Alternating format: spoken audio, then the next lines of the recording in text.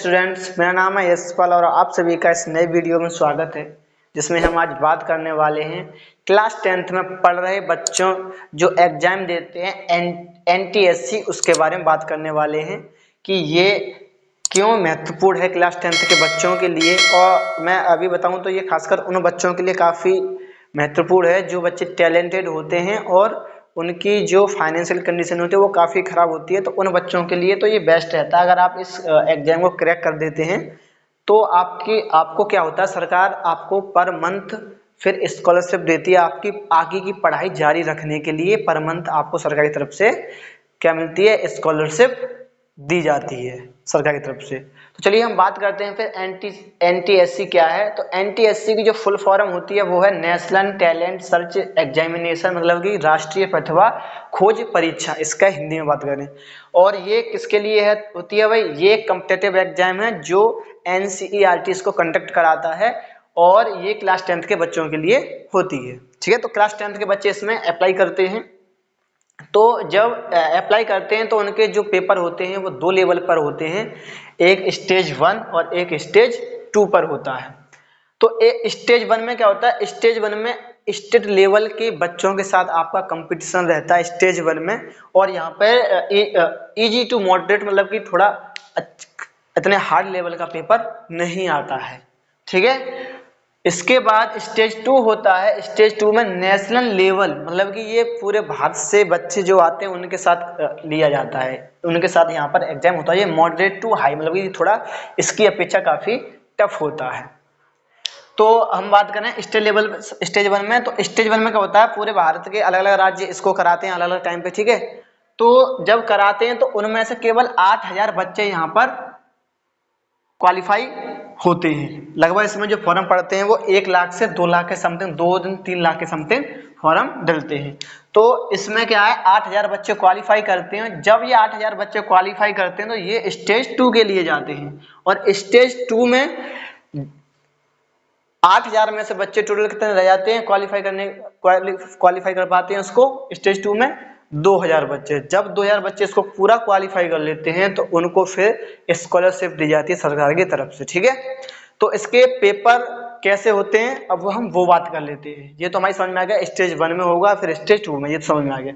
Mat एक तो इसमें जो पेपर होते हैं, एक होता है मैट का पेपर, एक होता है सेट का पेपर। ठीक है, अब मैट क्या होता है, मैट होता है मेंटल एबिलिटी टेस्ट और सेट क्या होता है, स्कॉलिस्टिक एप्टीट्यूड टेस्ट। तो मैट में क्या आता है आपका, मैट में आती है आपकी रीजनिंग आती है, रीजनिंग, नॉन वर्बल रीजनिंग और थोड़ा सा बेसिक, किसी स्टेट में क्या होता है बेसिक मैथ भी आता है इसमें।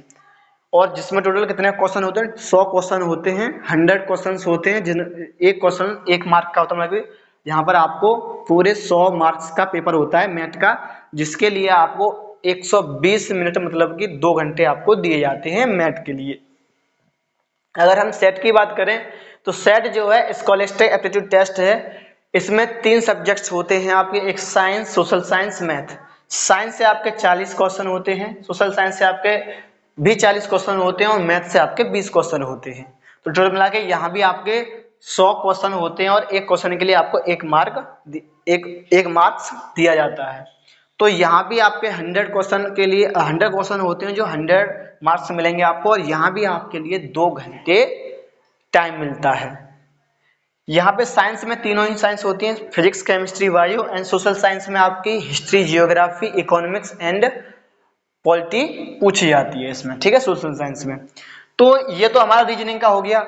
ये जो सिलेबस आता है ये हमारा कहाँ से आता है, 9+10, मतलब कि क्लास 9 और क्लास 10 का इसमें सिलेबस आता है, मैथ, साइंस, सोशल साइंस। ठीक है, इस वाले में ये हमारा रीजनिंग, इसमें रीजनिंग पढ़नी होती है। रीजनिंग में एनालॉजी, डाइस, ये सब पढ़ना होता है रीजनिंग में। ठीक है, रीजनिंग के जो टॉपिक होते हैं इसमें पढ़ना होता है। इसमें हमें साइंस, सोशल साइंस और मैथ पढ़ना होता है, जो कि हमारे क्लास 9th और क्लास 10th के बेस पे, क्लास 10th और 9th से बाहर कुछ भी आने वाला नहीं होता है। और अगर आप बुक लेते हैं तो बुक से पहले प्रैक्टिस कर लें, कैसे कैसे क्वेश्चन पूछा जाता है आप अच्छे से समझ जाएंगे। इसके बाद एलिजिबिलिटी कौन इसमें फॉर्म डाल सकता है वो हम देखते हैं।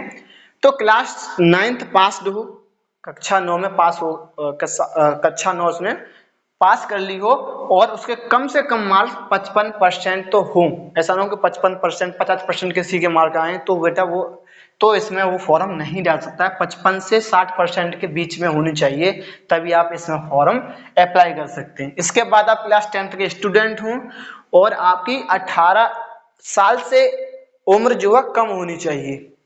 ठीक है, क्या आपके पहली क्या है, पहला भाई ये है क्लास 9th में आपके कम से कम 55 से 60% के बीच में आए हो या इससे ऊपर आए तो कोई दिक्कत नहीं है, इससे नीचे नहीं आनी चाहिए।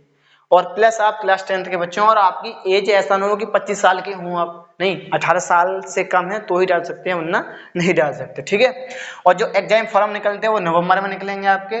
तो इसका जो जब आप नवंबर में स्टेज 2 का स्टेज 1 का दोगे एग्जाम, तो इसके बाद आपका रिजल्ट आ जाएगा जनवरी में, जनवरी या फरवरी में। इसके बाद स्टेज 2 के लिए मई में फॉर्म डालते हैं और फिर उसमें क्वालिफाई करने के बाद उसका जो रिजल्ट आता है वो जून जुलाई के पास आ जाता है। उसके बाद आपको स्कॉलरशिप मिलना स्टार्ट हो जाती है। ठीक है, तो एप्लीकेशन फॉर्म कहाँ पढ़ते हैं वो तो ncert.nic.in/ntsc आप डालेंगे तो वहाँ पे आपको यहाँ पे इसकी नोटिफिकेशन मिल जाएगी कब फॉर्म निकलेंगे। ठीक है, तो इसके तो जो फॉर्म निकलते हैं वो कहाँ निकलते हैं, नवंबर में निकलेंगे। जब फॉर्म निकलेंगे तो मैं आपको एक वीडियो बना दूंगा कि कब से फॉर्म निकलने। ठीक है, अभी तो फिलहाल कोई नोटिफिकेशन है नहीं। तो इसके बाद अब जब हमने ये समझ लिया मैथ सेट, तो इसके बाद पासिंग मार्क्स हमारे कितने, मतलब कि हम क्योंकि 100 यहाँ मिले 100 यहाँ मिले 200 हो गए क्वेश्चन, तो 200 क्वेश्चन में सॉरी 200 नंबर हो गए। 200 नंबर में से हमें कितने नंबर लाने हैं जिससे कि हमारा उसमें नंबर आ जाए। ठीक है, मतलब कि उसमें हम क्वालिफाई कर जाएं। तो अगर आप जनरल से हैं तो 175 से 180 प्लस लाएंगे तो ही आप इसमें क्वालिफाई कर सकते हैं। यदि आप ओबीसी और ईडब्ल्यू से हैं तो 155 से 160 प्लस ही होनी चाहिए तो ही आप उसमें क्वालिफाई कर पाएंगे। अगर एससी और एसटी में है, एससी में है तो 135 से 140 और एसटी में है तो 120 से 125 नंबर आपके होने चाहिए तो ही आप इसको क्वालिफाई कर लेते हैं। तो जब आपने इतना सब कुछ कर लिया, स्टेज 1 भी ये भी कर लिया, इसको भी स्टेज 2 को भी कर लिया, तो अब आपको इससे प्रॉफिट क्या होगा, क्या फायदा मिलेगा, तो अब आपको सरकार पर मंथ के हिसाब से फिर स्कॉलरशिप देगी। कितनी स्कॉलरशिप मिलेगी, क्योंकि आप जब इसको दोगे तो क्लास 10 तो आपकी क्लियर हो चुकी होगी, जब ये क्वालिफाई होगा तो क्लास 10 तो आपकी क्लियर हो जाएगी। तो इसमें जब आप 11 से 12 तक पढ़ोगे तो आपको जो सरकार है वो आपको पर माह 1250 रुपये दिया करेगी पर महीने पर। जब आप ग्रेजुएशन में आएंगे तो आपको 2000 दिया करेगी और पोस्ट ग्रेजुएशन में आएंगे तब भी आपको 2000 पर मंथ के हिसाब से वो स्कॉलरशिप मिलेगा। समझ में आ गई। तो जब आप 11 और 12 में पढ़ेंगे तो आपको स्कॉलरशिप मिलेगी 1250 रुपये पर मंथ। और जब आप 12th भी पास कर लेंगे तो ग्रेजुएशन करेंगे, बीए करेंगे या बीएससी करेंगे तो आपको फिर सरकार 2000 रुपये पर महीने के हिसाब से देगी। अब इसको वो बढ़ाना चाहती है, शायद इसको 2000 करना चाहती है और इसको 5000 तक ले जाना चाहती है।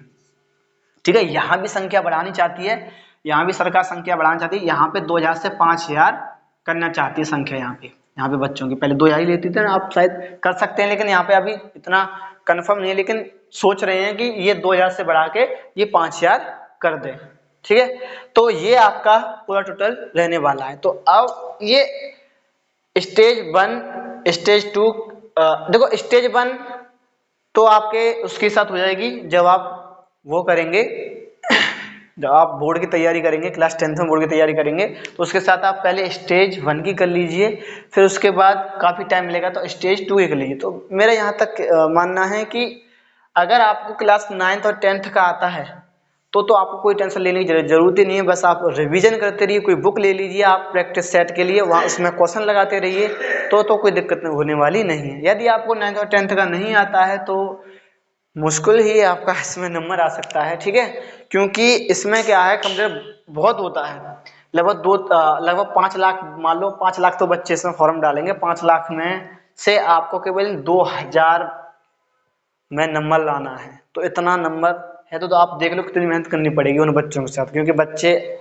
पढ़ेंगे तो जरूर, ठीक है। तो यदि बस आपको क्लास 9th और 10th का आता है तो कोई दिक्कत वाली बात नहीं है। जैसे कि आपने पिछले साल 2000 अभी आप 2023 में किस में आए हो, क्लास 10th में आए हो, तो अभी आपने 9th क्लियर किया तो 9th का तो आपको होगा याद, नहीं है तो आप रिवीजन कर लें।